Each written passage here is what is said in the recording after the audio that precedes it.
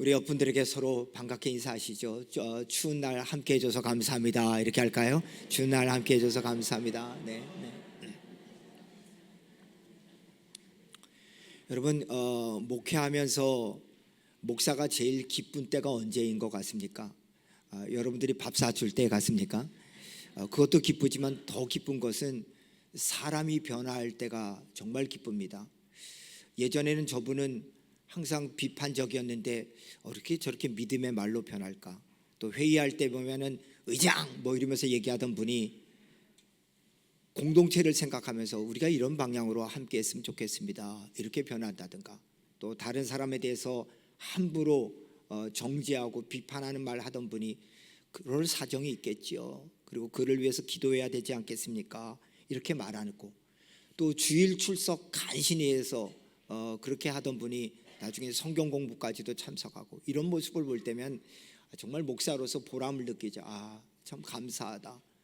특별히 우리 교회 새로 등록하신 그 젊은 가정이 있는데요, 그 가정은 열심히 출석할 뿐 아니라 뭐 아무것도 모르는데 올해부터는 또 성경 공부도 그렇게 하겠다고 얘기하고 일독도 하겠다 뭐 이렇게 얘기하는 걸 보면서 참 감사하다. 이렇게 백지장에다가 이렇게 새롭게 잘 그려져서 신앙생활 잘했으면 좋겠다, 이런 마음 갖게 되는 것을 볼 수 있습니다. 그래서 정말 성도들이 이렇게 신앙 가운데 변화되는 모습들을 볼 때마다 얼마나 감사하고 감사한지 모릅니다.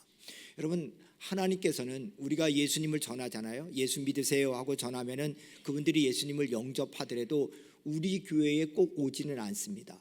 왜 그러냐? 하나님께서 다른 교회 보낼 수도 있어요. 근데 우리 교회 보낼 확률이 많아지려면 어떻게 되느냐? 하나님께서 생각하시는 거예요. 내가 얘가 예수를 믿어 구원받았는데 어딜 가야지 예수를 경험할 수 있을까? 그걸 생각한다는 거예요. 그래서 사도행전 2장에 보면 하나님께서 구원받는 자를 날마다 늘려주신다 그랬거든요. 그러니까 우리가 복음을 전했을 때 이분이 예수님을 영접했을 때 얘를 어느 교회에 보내야지만 예수님을 경험할까? 여러분, 그 교회가 안디옥 교회 되기를 주님의 이름으로 소망합니다. 나는 얘를 안디옥 교회에 보내면 이 교회는 가면은 사랑으로 하나 되고 주님 닮은 사람들의 모습들이 있고 변화되는 사람들의 모습이 있고, 그래서 얘를 여기에 보내야지만 얘가 예수를 경험할 수 있겠구나, 그렇게 하나님이 보내준다는 거예요. 그런 면에 있어서 우리 교회가 정말 좋은 교회라는 건 뭐냐? 예수 닮는 변화되는 사람이 많은 교회가 좋은 교회인 줄 믿습니다. 그래서 그걸 위해서 노력을 해야 되는 거예요. 이렇게 변화 중에서 정말로 중요한 변화가 뭐냐? 저는 그 변화가 언어의 변화다, 이렇게 좀 말씀드리고 싶습니다. 정말로 예수 믿은 다음에 우리에게 일어나야 될 중요한 변화가 뭐냐? 말이 좀 달라져야 됩니다. 여러분, 사람 관계는 정말로 힘든 게 뭐냐? 말 때문에 힘들어요.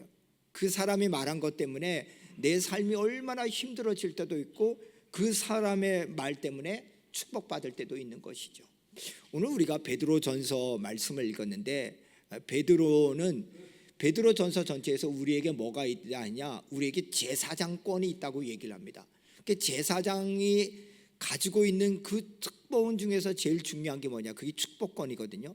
우선 베드로전서 2장 5절을 보세요. 너희도 산돌같이 신령한 집으로 세워지고 예수 그리스도로 말미암아 하나님의 기쁘시게 받으실 신령한 제사를 드릴 거룩한 제사장이 될지니라. 여러분, 우리에게 거룩한 제사장이 되라 그랬어요. 그래, 거룩한 제사장이라는 뭐 하는 겁니까? 하나님 앞에 예배드리는 것을, 하나님과 우리 사이에 막혔던 담이 무너져서 하나님께 직접 고하고 하나님께 예배드릴 수 있는 특권을 누리게 되었죠. 그것과 더불어서 제사장은 뭐 하는 겁니까? 성도들을 축복하는 축복권이 있잖아요.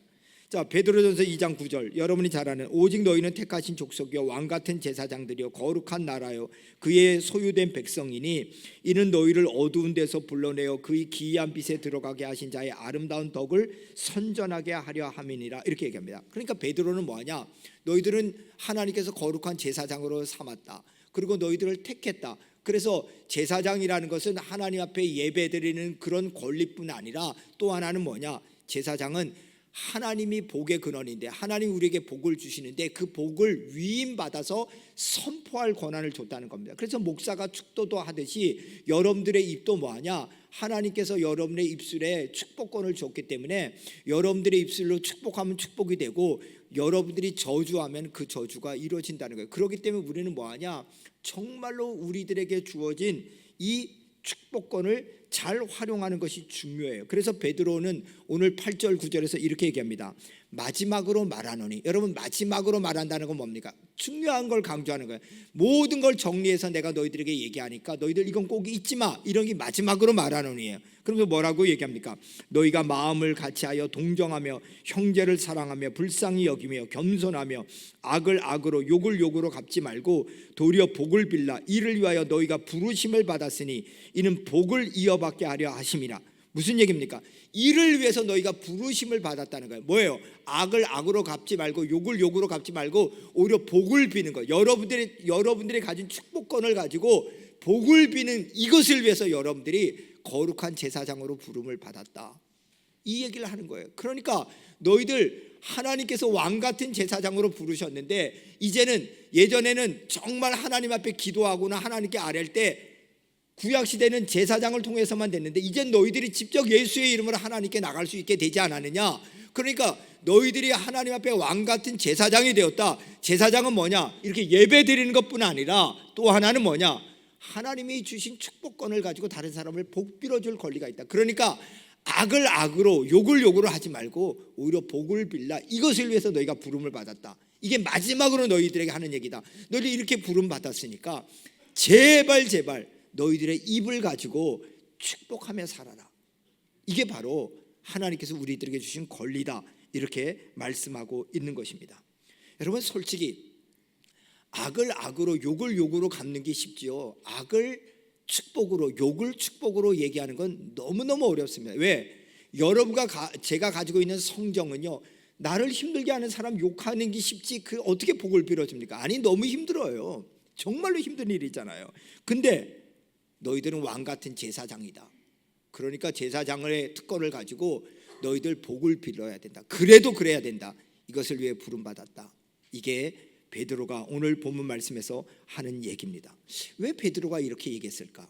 여러분, 베드로는 예수님과 가장 가까웠던 분이잖아요. 예수님의 수제자이기도 하잖아요. 예수님으로부터 이 말씀을 들었기 때문이잖아요. 마태복음 10장 13절에 보면은 두 사람씩 이렇게 집에 가서 복음을 전하고 그들에게 복을 빌라 그랬잖아요. 그래서 그 복에 합당하면 너희가 거기에 임할 것이지만 만약 합당하지 않으면 그 평안이 너희에게 올 것이다, 이 말을 본 거예요. 그러니까 무슨 얘기입니까? 너희들 가서 복을 빌 때마다 그 사람들이 그걸 받아들이면은 그 사람들은 복되지만 그 사람들이 만약 받아들이지 않는다, 그러면 그 복이 네가 축복한 너에게 돌아올 것이다, 그렇게 얘기하는 거예요. 그래서 저는 이렇게 보면서 제가 축복해도 안 받아들일 만한 사람에게 주로 복을 빕니다. 그럼 저한테 오니까요. 여러분, 농담 삼아 얘기했지만은 하나님께서 우리들에게 뭐하냐, 축복할 수 있는 권리를 줬다는 거예요. 근데 그 권리를 쌓아두지 말라는 거예요. 그걸 활용하라는 거예요. 왜 활용하냐?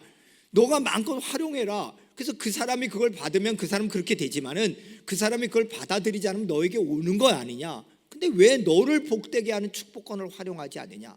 지금 베드로가 이렇게 얘기하는 거예요. 그러니까 마지막으로 너희들에게 얘기하는데, 내가 예수님으로부터 배웠다. 나는 구약의 율법에 의해서 악은 악으로 욕은 욕으로 갚았는데 그게 나에게 복된 것이 아니더라. 오히려 예수님은 너희를 욕하는 자, 너희를 비방한 자를 위해서 도리어 복을 빌라.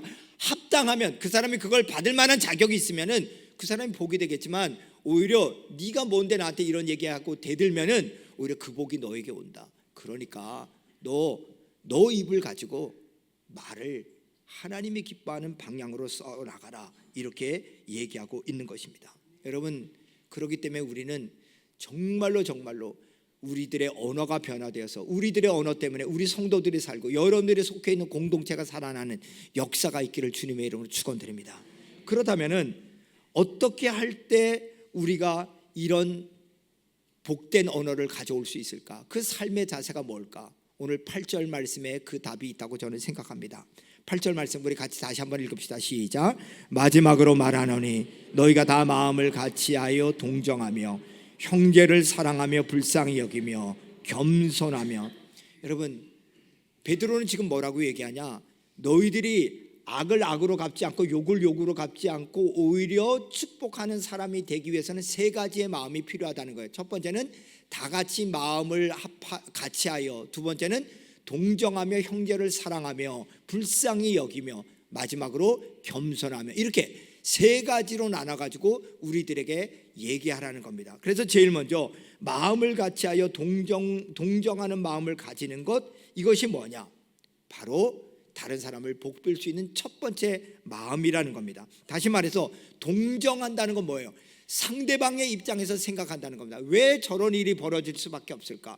왜 저런 상황이 처했을까? 이렇게 얘기하는 거죠.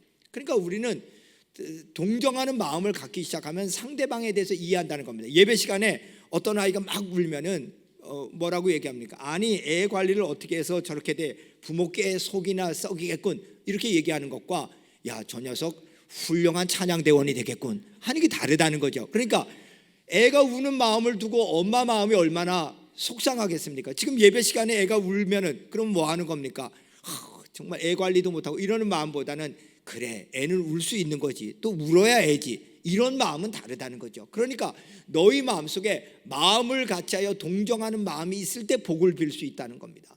그러니까 우리들이 살아가면서 생각해야 되는 거죠. 왜 저럴 수밖에 없을까? 왜 저렇게 했을까? 여러분 한번 생각해 보세요. 암벽 등반을 앞두고 있는 사람에게 가가지고 와, 대단하십니다, 어떻게 그 연세에도 암벽 등반할 생각을 하십니까? 참 부럽습니다, 건강하세요. 근데 암벽 등반하다가 정말 위험할 수 있으니까 항상 조심하셔야 됩니다, 이렇게 말하는 것과 아이고, 아무리 잘해도 원숭이도 나무에서 떨어지던데 지난주에도 누가 떨어졌다는데 왜 거길 내? 이런 말은 다르잖아요. 여러분, 제가 무슨 말씀 드리려는지 아시죠? 말씀을 좀 잘하시라는 거예요. 똑같은 상황 속에서도 굳이 부정적인 얘기를 하려고 하지 말라는 겁니다. 상대방에 대해서 이해하고 그 말 한마디가 사람을 살릴 수 있는 마음이다 하는 마음을 가지라는 거예요. 두 번째로는 뭐라고 얘기하고 있습니까? 바로 불쌍히 여기는 마음을 갖자, 이런 얘기를 하는 거죠. 여러분, 불쌍히 여긴다는 마음을 영어 성경에 그 밑에 보니까 뭐라고 나옵니까? compassionate 이렇게 나오잖아요. 아니면 sympathize, 왜 이렇게 발음도 합니까? 심퍼사이즈 이렇게 나오는데, 왜 제가 영어를 얘기하면 SYM이라든가 COM, 이 말은 전부 다 함께라는 단어예요. 그러니까 저 사람의 마음에 함께 한다는 그런 마음을 가져야지만 우리들이 이 마음이 된다는 거예요. 제가 그 존경하는 사람 중에 그 마가렛 대처라는, 여러분 철의 여인이라는 그분 알죠? 뭐 여러 가지 얘기가 있지만, 근데 제가 그분에게 좋은 점 하나는 잊지 못할 것이 있습니다. 제가 포클랜드 전쟁이 있었잖아요. 저 그 아르헨티나 앞바다에서 그것과 영국이 전쟁을 있는데, 그때 영국의 그 왕실의 사람들이 직접 참여해가지고 백성들로부터 존경을 많이 받았죠. 근데 그 당시에 마가렛 대처가 250명이나 되는 영국군의 희생자들이 발생했는데, 그 희생자들이 발생했을 때 근무 시간이 끝난 다음에 휴가도 가지 않고 250명의 가족들에게 일일이 전부 다 손편지를 썼습니다. 여러분 생각해 보세요. 그 아픔을 함께하는 그 마음이 뭐 하는 겁니까? 사람을 살리는 거잖아요.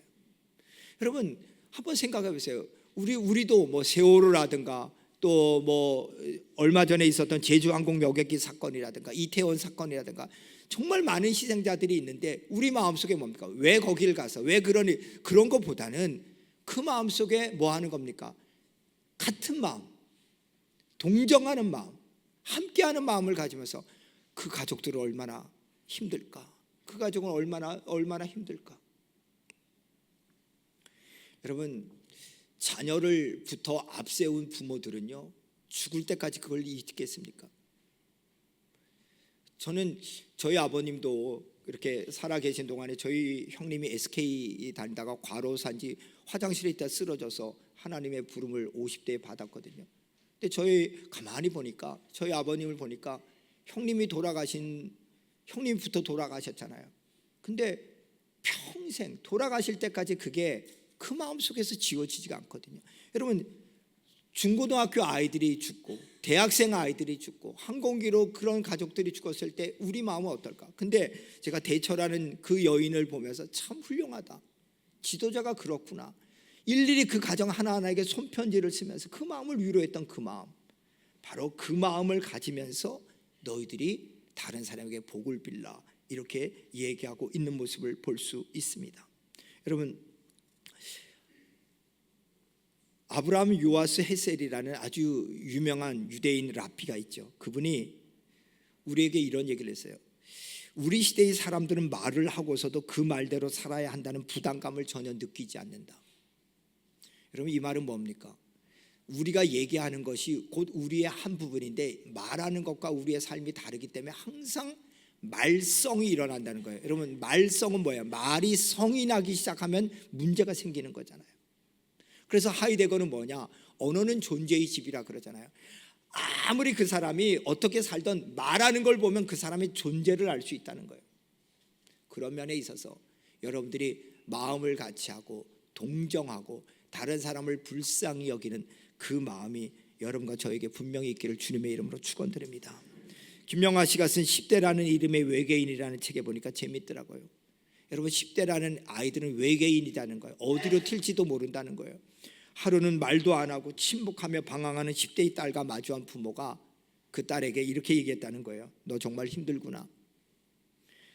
내 이야기를 들어줄 사람이 아무도 없어서 그렇지, 처음에 들어주기를 갈망하다가 이제 지쳐서 화가 난 거구나. 그러니 그동안 얼마나 힘들었니? 그동안 얼마나 힘들었니? 그 말 한마디를 하니까 아이의 눈에 눈물이 핑 돌더라는 거예요.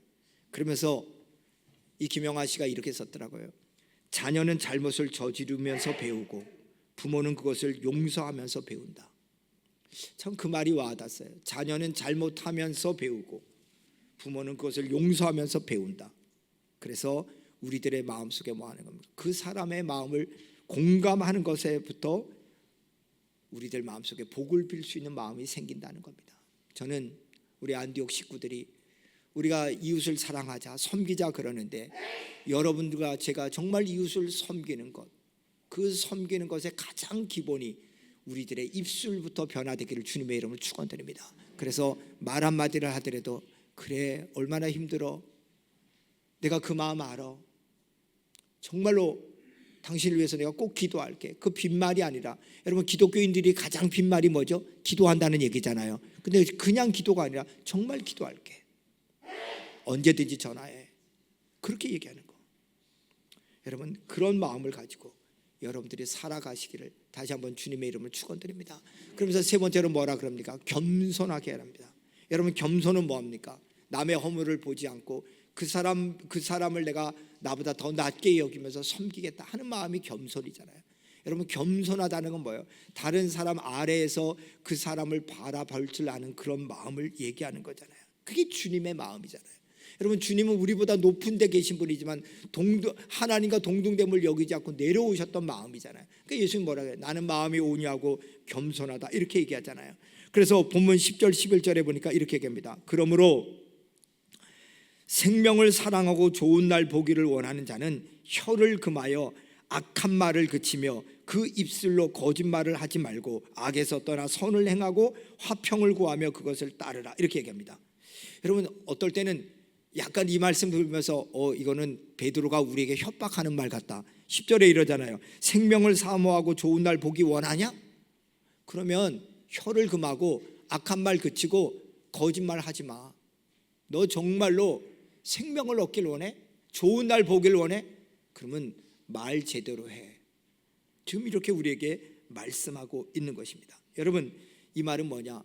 내가 한 말 때문에 내가 행복해지기도 하고 내가 한 말 때문에 내가 불행해지기도 한다는 거예요. 내가 한 말 때문에 구원이 임하기도 하고 내가 한 말 때문에 하나님의 심판이 임하기도 한다는 말입니다. 그렇기 때문에 우리는 생각하고 말해야 돼요.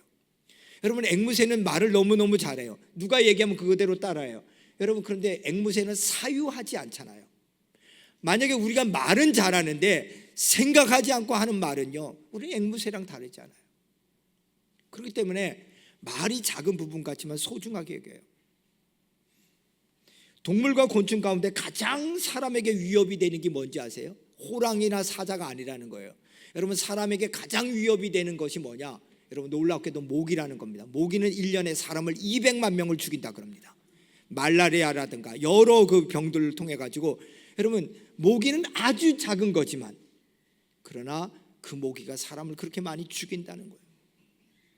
우리의 입은요, 새치어라 그러잖아요. 근데 이 짧은 혀가요, 우리의 인생 자체를 살리기도 하고 죽이기도 한다는 겁니다. 그래서 오늘 보면 12절 말씀해 보니까 이렇게 얘기하고 있습니다. 같이 읽읍시다. 시작. 주에는 의인을 향하고 그의 귀는 의인의 간구에 기울이심으로 주의 얼굴을 악행하는 자들을 대하시니라 하셨느니라. 여러분, 주의 눈은 의인을 향하고 주의 귀는 의인의 간구에 기울이시되, 이 말은 무엇입니까? 하나님은 여러분의 얘기를 들으신다는 겁니다.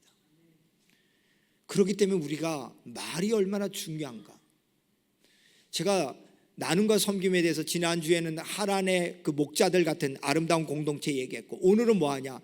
정말로 우리가 섬기는 데 있어서 제일 먼저 물질도 중요하고 여러 가지 선물도 중요할지 모르지만, 그러나 가장 중요한 것은 말부터 해야 됩니다. 여러분, 지금 왜 우리나라가 어렵습니까? 말의 성이 난 거잖아요. 말썽이잖아요. 그러니까 정말로 언어가, 이 언어가 살리는 언어인가? 이 언어가 정말로 공동체에게 소망을 주는 언어인가? 그 언어를 생각하고 얘기하시라고요. 들어온 대로 나가는 건 앵무새예요. 들어오지만은 내가 생각하고, 이 말이 사람을 살리는 언어인가, 공동체를 살리는 언어인가, 그렇게 생각하는 것은 다르다는 거예요. 시편 34편 12절 16절에 보니까 생명을 사모하고 연수를 사랑하며 복받기를 원하는 사람이 누구뇨? 내 혀를 악에서 금하며 내 입술을 거짓말에서 금할지어다. 정말로 생명을 원하고 복받기를 원하면 말 제대로 해라. 악을 버리고 선을 행하며 화평을 찾아 따를지어다. 여호와의 눈은 의인을 향하시고 그의 귀는 그들의 부르짖음을 귀 기울이시는도다. 여호와의 얼굴은 악을 행하는 자를 향하사 그들의 자취를 땅에서 끊으려 하시는도다. 여러분, 하나님이 여러분의 말을 듣는다는 거예요. 그래서 악한 말에 대해서는 하나님께서 끊으시겠다는 거예요. 그렇기 때문에 우리가 진실한 말, 믿음의 말을 하는 건 너무너무 중요합니다. 데이 셰퍼드가 3가지 황금의 문이라 그래서 이런 얘기를 했습니다. 여러분이 말하기 전에 3가지의 황금의 문을 지나야 됩니다. 첫째는 참말인가, 둘째는 정말 필요한 말인가, 셋째는 친절한 말인가. 그래서 여러분들이 말을 하기 전에 문 3개를 통과하라는 거죠. 이게 참말인가, 이게 꼭 필요한 말인가, 그리고 이것이 친절한 말인가. 우리 중에 이런 말 하는 분 제가 가끔 들었어요. 나는 솔직하니까, 그러면서 얘기한다는 거예요. 여러분, 솔직한 것과요, 사람을 살리는 말은 틀려요. 어떤 청년이 예쁜 여자 청년을 보면서 솔직하다고, 자매님, 저는 자매님을 볼 때마다 음욕을 품었습니다. 여러분, 지는 솔직할지 모르지만은요, 듣는 자매는 기겁을 할 얘기예요. 여러분, 그거는 솔직한 게 아니라 미련 맞은 거예요. 나는 솔직해서 이런다고, 그런 말이 어디 있어요? 자기는 솔직해서 편할지 모르지만은 상대방은 그걸 들은 다음에 평생 동안 가슴에 남을 얘기인데. 그렇기 때문에 생각해야 돼요. 이 말이 진실인가? 그리고 이 말이 정말 유익을 끼치는 말인가? 이 말이 꼭 필요한 말인가? 생각하고 또 생각해야 돼요. 잠언 18장 20절 21절에 보면 사람은 입에서 나오는 열매로 말미암아 배부르게 되나니 곧 그의 입술에서 나오는 것으로 말미암아 만족하게 되느니라. 함께 읽습니다. 죽고 사는 것이 혀의 힘에 달렸나니 혀를 쓰기 좋아하는 자는 혀의 열매를 먹으리라. 여러분, 죽고 사는 것이 혀에 달려있대요. 그러니까 저는 놀랐어요. 베드로 사도가 내가 마지막으로 너희들에게 얘기한다. 너희들 정말로 생명을 얻고 평강하길 원하면은 말을 제대로 해야 된다. 정말로 말 제대로 해야 된다. 너희들 함부로 얘기하지 말아라. 그 얘기가 사람을 살리기도 하고 죽이기도 한다. 그것이 너 자신을 살리기도 하고 죽이기도 한다. 그러니까 정말로 이웃과의 관계 속에서 항상 말 때문에 문제가 생기는데, 말 또 생각하고 이 말을 해야 되나 안 해야 되나, 필요하나 필요하지 않나, 그리고 유익이 되는가 되지 않는가 생각하고 말하라고 얘기하고 있는 것입니다. 사랑하는 여러분, 말씀을 마치겠습니다. 올 한 해 우리가 나눔에 대해서, 배려에 대해서 목표를 향해서 달려가고 있는데, 우리가 이웃을 향한 사랑의 이중 계명에서 이웃을 향한 사랑의 정말로 대표적인 것이 뭘까? 말부터 시작하는 겁니다. 내가 정말로 내 옆에 있는 사람에게 말 한마디를 해도 저 사람을 살리는 말을 해야지, 유익을 끼치는 말을 해야지. 이게 너무너무 중요하다는 겁니다. 야고보서 3장 4절 5절에 보니까, 또 배를 보라, 그렇게 크고 광풍에 밀려가는 것들을 지극히 작은 키로서 사공의 뜻대로 운행하나니 이와 같이 혀도 작은 지체로 돼 큰 것을 자랑하는도다. 혀가 인생의 방향을 좌지우지한다는 거죠. 말 한마디가 천냥빚을 갚는다는 말이 있지만은, 여러분, 우리가 어떻게 말하냐, 이 중요하죠. 미국에 있을 때부터 컴패션이라는 데 관련되어서 그들이 하는 사역을 돕고, 또 뭐 서정인 목사님이나 이런 분 저희 교회 초대해 가지고, 지금 한국 컴패션 대표죠, 이런 분들의 강의도 듣고 얘기했었는데, 그 컴패션이 하는 것 중에 하나가 뭐냐, 여러분, 컴패션은 1952년 우리나라가 전쟁이 끝난 다음에 전쟁 고아들이 많을 때 이 아이들을 돕는 것부터 시작했어요. 지금은 약 29개국의 8,800교회와 230만 명의 어린이를 돕고 있는데요. 그 우리나라가 52년에 전쟁 발생한 이후로 컴패션의 도움을 많이 받았죠. 지금은 뭐 차인표시나 이런 사람들에 의해서 더 많이 돕는 단체가 되었죠. 근데 컴패션이 하는 일 중에 하나가 뭔지 아십니까? 편지 쓰기입니다. 그 편지 쓰기인데, 2020년 기사에 보니까 탄자니아 아루사 지역의 변호사로 일하는 29살 된 벤슨이라는 사람에 대한 글이 소개되어 있는데, 이런 내용이었습니다. 벤슨은 아버지가 알코올 중독자였고 가정폭력과 극심한 가난에 의해서 삶의 소망이 한 번도 없었다는 거예요. 그리고 늘 왕따였고 우울증에 빠져 있었고, 근데 이 아이가 컴패션과 연결되어 가지고 후원금을 받기 시작하는데, 이 아이가 반에서 꼴찌를 했다는 거예요. 그래서 두려움이 있었다는 거예요. 내가 이렇게 꼴찌인데 가지나 극심히 가난한 가정 속에서 우리 가정에 대한 나에 대한 후원금도 끊기겠구나. 후원자가 알면 어떻게 될까? 그런데 린다와 합이라는 미국 부부가 그의 인생을 바꿔놓는 글을 하나 썼다는 겁니다. 린다가 이렇게 편지를 썼다는 겁니다. 벤슨, 너는 무엇이든지 될 수 있어. 어떤 순간에도 희망을 놓지 마. 난 여전히 널 사랑하고 널 위해 늘 기도하고 있단다. 그 한마디, 벤슨, 너는 무엇이 될 수 있어. 그 말이 아니라 그 다음 말, 나는 여전히 너를 사랑한다. 자기는 한 번도 사랑을 받아본 적이 없는데, 내가 후원을 받고 있는데 후원자가 내가 반에서 꼴찌하고 이렇게 우울증에 빠져 있는 아이라면은 후원을 끊을 거라고 생각했는데, 여전히 널 사랑한다.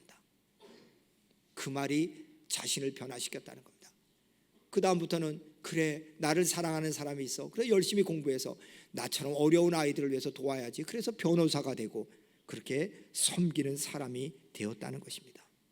여러분, 오늘도 이 자리에 말 한마디가 필요합니다. 진실된 말을 하고 거짓된 말을 하지 말자, 결단하시길 바랍니다. 축복하는 말을 하고 저주하는 말을 하지 말자. 칭찬하는 말을 하고 비판하는 말을 하지 말자.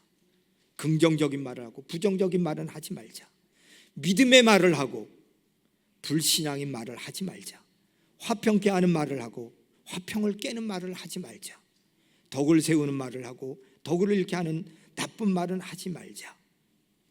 여러분이 그렇게 말하는 걸 보고 하나님께서 이렇게 보시면서 참 귀엽게 말하네, 참 착하게 말하네.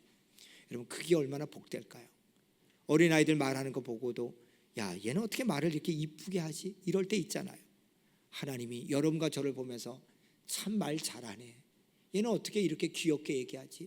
이렇게 사람을 살리고 격려하며 덕을 세우면서 축복의 말을 하지. 그래, 내가 얘에게 생명과 이 땅 살아가는 동안에 복을 줘야지.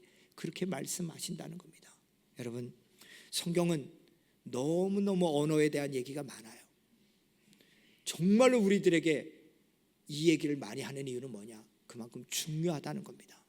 여러분의 말 한마디가 사람을 살리고 그 사람에게 희망을 주고 어려움 속에서 다시 일어나는 그런 능력의 언어가 되기를 주님의 이름으로 축원드립니다.